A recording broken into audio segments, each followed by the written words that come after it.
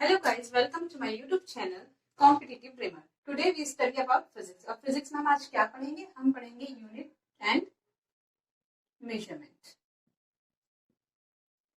तो हम इसमें क्या क्या पढ़ेंगे पहले मैं आपको थोड़ा ये बता देती हूँ, देन हम स्टार्ट करते हैं। इसमें हम पढ़ेंगे फिजिकल क्वांटिटी क्या होती है, स्केलर क्वांटिटी क्या होती है, वेक्टर क्वांटिटी क्या होती है। उसके बाद हम फंडामेंटल यूनिट्स पढ़ेंगे, डिराइव्ड यूनिट पढ़ेंगे और उसके बाद हम एस्ट्रोनॉमिकल यूनिट पढ़ेंगे, डायमेंशनल फॉर्मूला देखेंगे और देन हमारा टॉपिक जो है वो कंप्लीट हो जाएगा। तो हम स्टार्ट करते हैं फिजिकल क्वांटिटी से।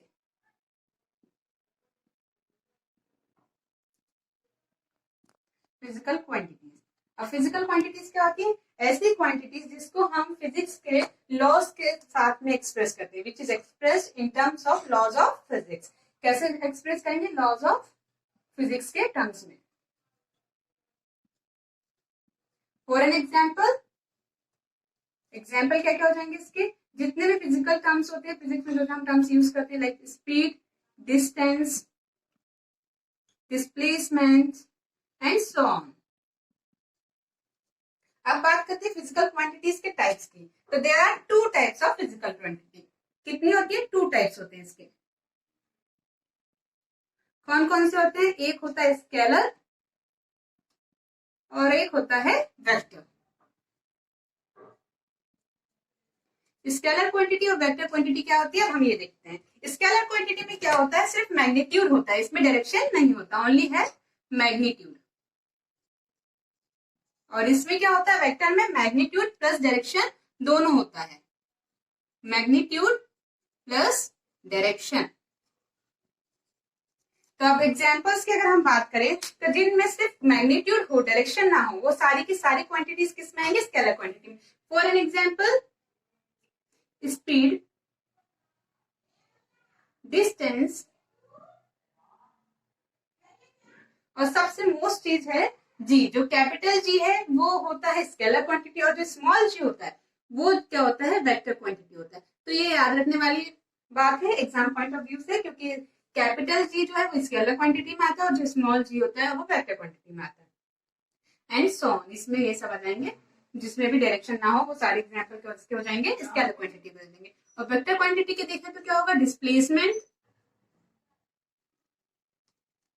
वेलोसिटी, फोर्स, वेट, ये सब किसके एग्जाम्पल हो जाएंगे? वेक्टर क्वांटिटीज के। अब हम यूनिट एंड मेजरमेंट्स में देखते हैं कि कितने टाइप्स के यूनिट एंड मेजरमेंट्स होते हैं। There are two types of unit and measurement. Two types of unit and measurement. अब स्टार्ट करेंगे हम, तो कहां से होगा? यूनिट एंड मेजरमेंट दो टाइप्स हो जाएंगे। कौन कौन से होंगे? एक होता है फंडामेंटल यूनिट और एक हो जाएगा डिराइव्ड यूनिट। क्या हो जाएगा? एक फंडामेंटल और एक हो जाएगा डिराइव्ड यूनिट। इसी फंडामेंटल यूनिट को हम और क्या कहते हैं? एसआई यूनिट्स भी किनको बोलते हैं? फंडामेंटल यूनिट्स को ही बोलते हैं एसआई यूनिट्स। एसआई का फुल फॉर्म क्या होता है? International system of standard.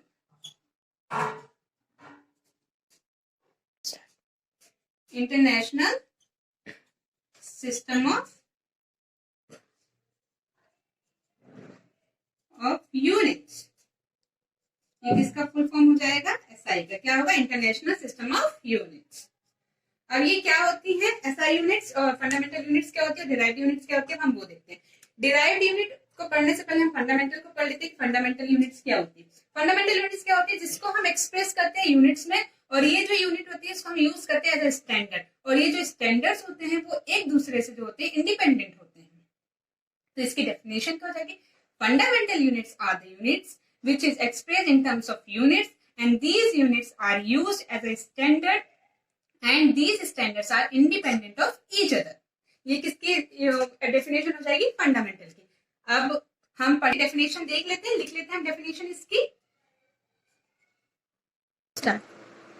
These standards are independent to each other.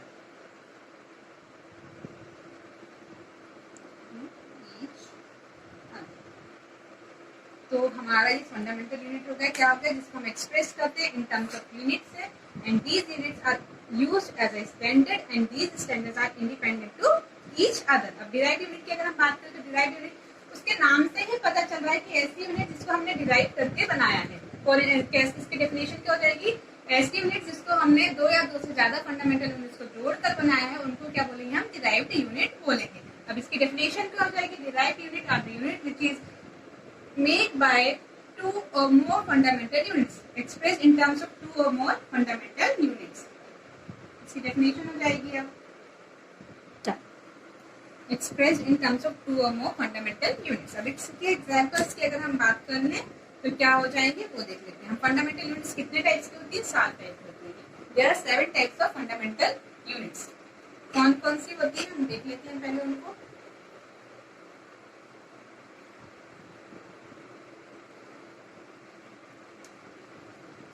Seven types of fundamental units कौन कौन सी हो जाएंगी। First mass, second one is temperature, time, current,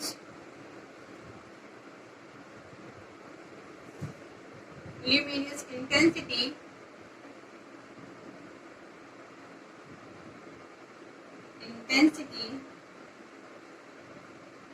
six one is क्या हो जाएगा, अमाउंट ऑफ सब्सटेंस,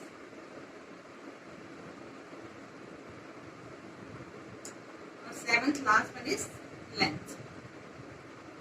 तो ये हमारी 7 फंडामेंटल यूनिट्स है, mass, temperature, time, current, luminous intensity, amount of substance and length. अब इसका हम यूनिट देख लेते हैं, किसकी क्या यूनिट होती है। तो मास की यूनिट क्या होती है, किलोग्राम, केजी। टेम्परेचर की क्या होती है, केल्विन। टाइम की क्या होती है, सेकेंड। करंट की एम्पियर। ल्यूमिनस इंटेंसिटी की कैंडेला। अमाउंट ऑफ सब्सटेंस की मोल, और लेंथ की क्या हो जाएगी, मीटर।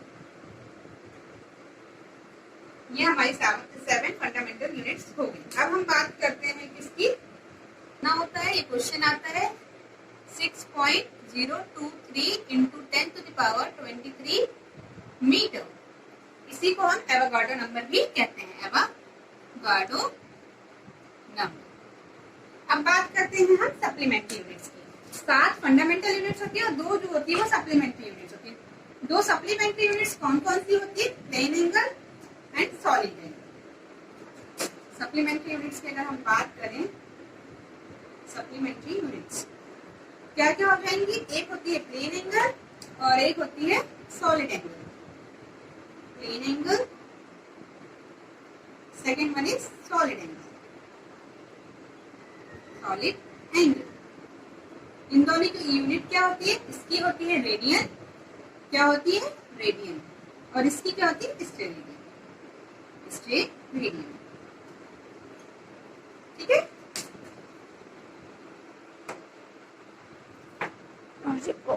अब हम बात करेंगे किसकी, यूनिट्स ऑफ एस्ट्रोनॉमिकल डिस्टेंस।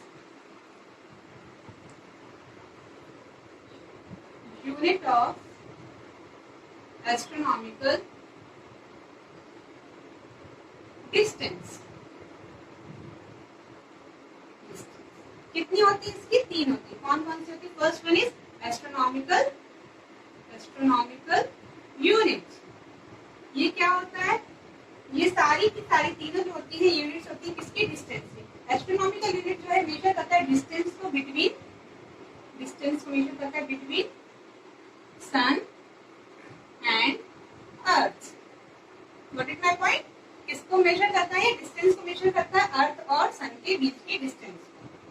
अब हम बात करते हैं 1 एस्ट्रोनॉमिकल यूनिट बराबर कितना होता है। 1 एस्ट्रोनॉमिकल यूनिट बराबर होता है 1.495 into 10 to the power 11 metre.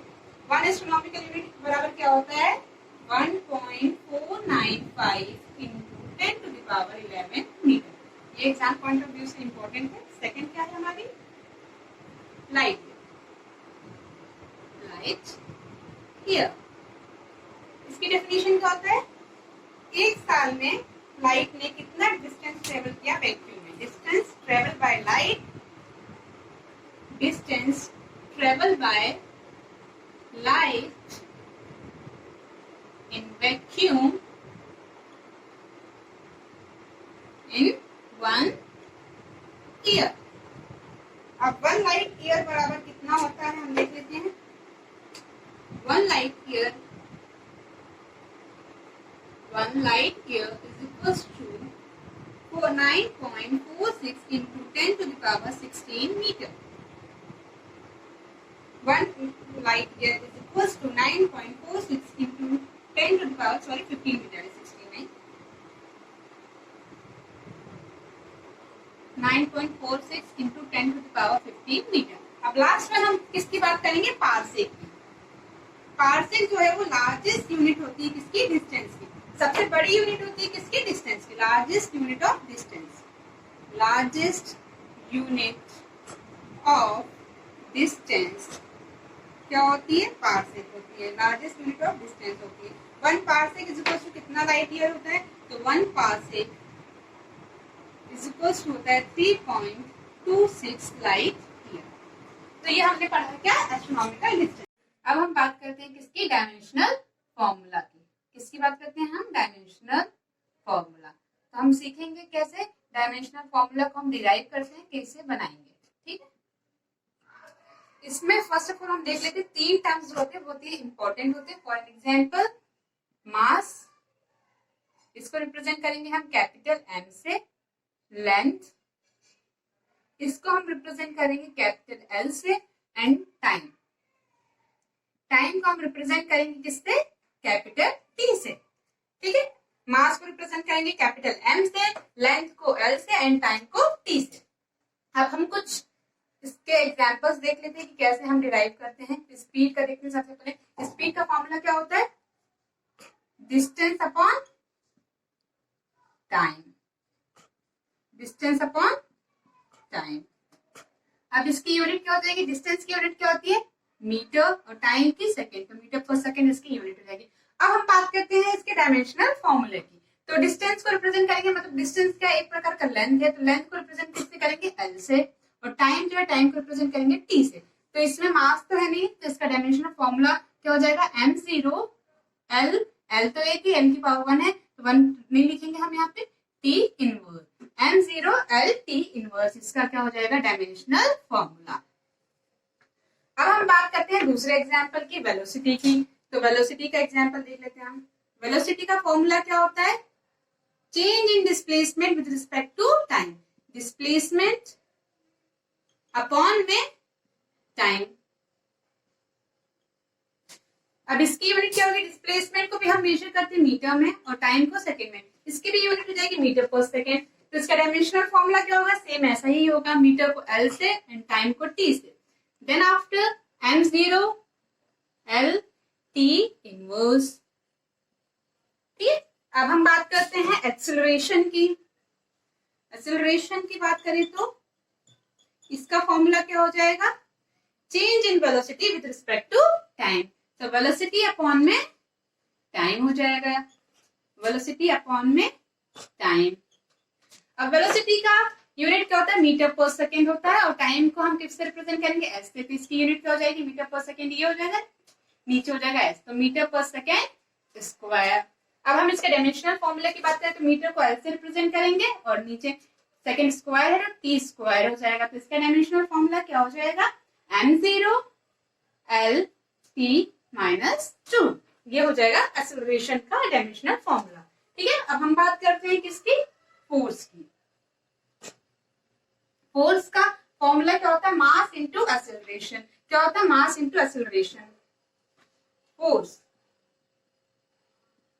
Is equals to mass into में एक्सेलरेशन। अब मास को रिप्रेजेंट किससे करेंगे, कैपिटल एम से। पहले इसकी मैं यूनिट बता देती, यूनिट क्या होती है, न्यूटन।